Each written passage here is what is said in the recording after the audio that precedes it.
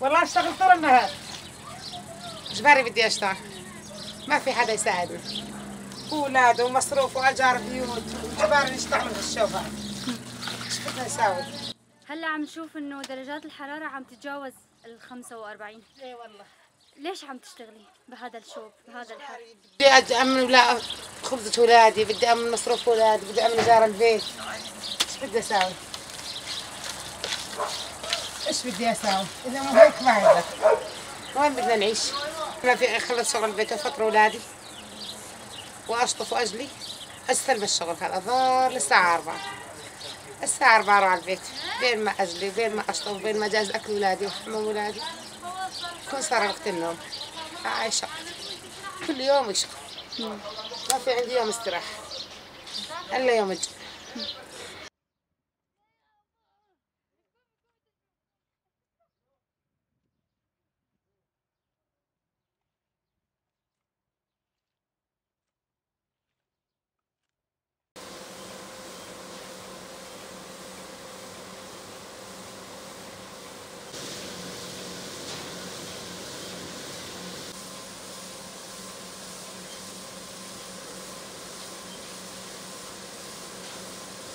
أنا عم أشتغل مشان أعيش أهلي، وأنا بنت قوية، ومو شغلي مو بس الشباب يقدروا يشتغلوا، أنا كمان أقدر أشتغل، وعم نشتغل شغل شباب ما عم يشتغلوا، والحمد لله نحن على حالنا، وأنا مرة قوية وعم أشتغل مشان أساعد أهلي، والحمد لله وشغلنا كثير كويس، يومياتنا منيحة ومرتاحين بشغلنا والحمد لله، شغلنا كويس والحمد لله فينا إنه قوة نقدر نشتغل، أنا مرة بدي أكافح مشان أعيش وأشتغل وأساعد أهلي.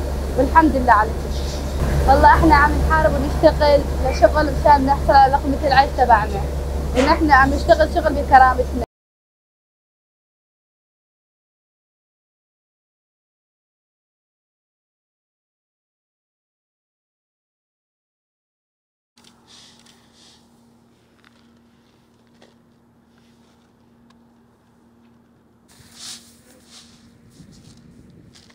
بنطلع التنزيلات ونطلع نشتغل هين بالحنطة.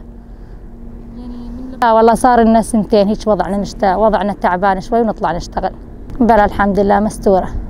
كثير ساعدنا يعني تفرق. وين يوم تروحي للساعة ب1000 ليرة، وين يوم ما بخلال ثانية تعبي لك شوالة، يعني تفرق كثير. طبعا أهم شيء واحد عنده الكرامة إنه يشتغل بتعب جبينه وبعرقه وبشي بلقمة بحلال.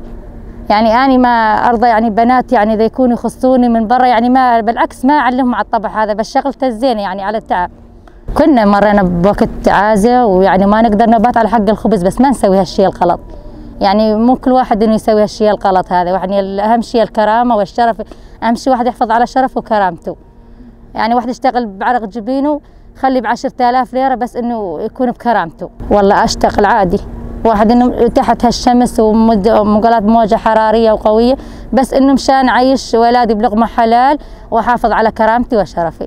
بالعكس المساعدة حلوة، واحد يشتغل ويجاهد ومشان خاطر ولاده وخاطر زوجه وخاطر البنات يعلمهم على الطريقة الصح، مو يعلمهم على الطريقة الغلط. لا بالعكس انا افتخر بهالشي، واذا ضمن حر وشي. أنا زاد مرة مثل هالنسوان القاعدين وإذا غيرهم، زاد أنا أحب إني أشتغل، وإذا كان وقت برد وإذا وقت حر وإذا درجة حرارية إني أشتغل وأعيش ولادي، ما أعتاز ولا أمد إيدي ولا أروح أشحذ ولا أروح مثل ما يحكوا يقولوا يعني مشان العرض ولا يروح يبيعوا حالهم، لا أشتغل بلقمة حلال.